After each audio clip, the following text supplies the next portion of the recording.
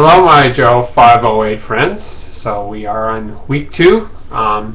This is the Epidemiology of Aging, and the week 2 group did a great job. Catherine, Sandra, and Michelle.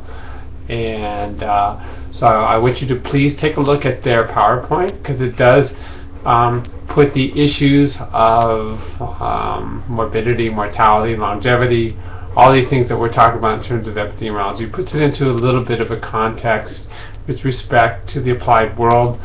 And I think that we need to at least mention this.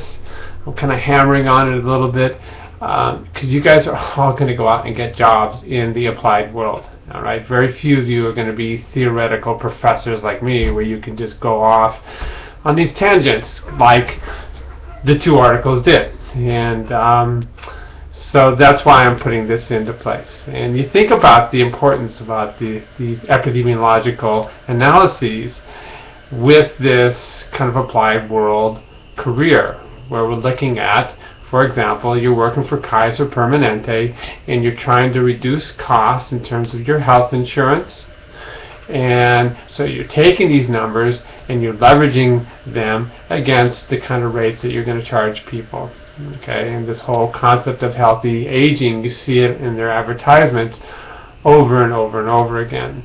That's just one example. Okay, many of you are in our management program, and you're going to be managing assisted living facilities.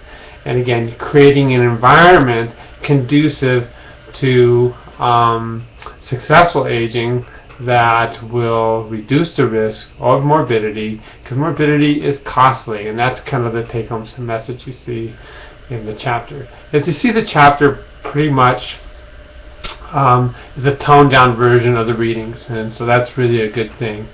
And when you look at the Fry's article and the Brody and Schneider article, also look at the more recent studies by Eileen Crimmins from our group, because it does put it into perspective about really the diversity. And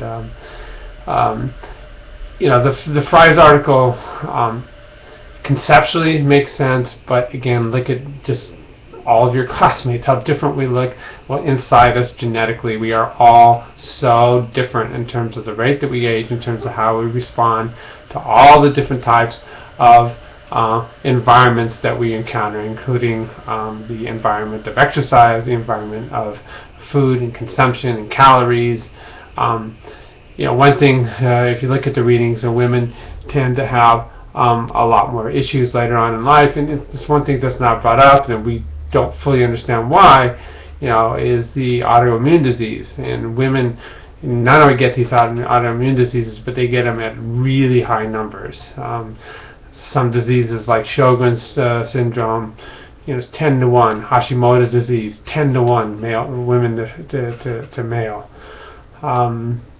Chronic inflammatory bowel disease, again, 7 to 1, female to male. So, this is a burden, and it's something to consider. And so it's not cookie cutters, what I'm trying to say, in terms of our genetics. And then the other thing that I want you to think about is, again, if we were a robotic society, eating all the same food, exercising the same, we might get to this theoretical curve that Fries talks about, but we're not. I love my In-N-Out burger occasionally, okay, and that's not going to go away, and especially across a diverse society like we have. So, okay, so enjoy this week, and we'll see you next time.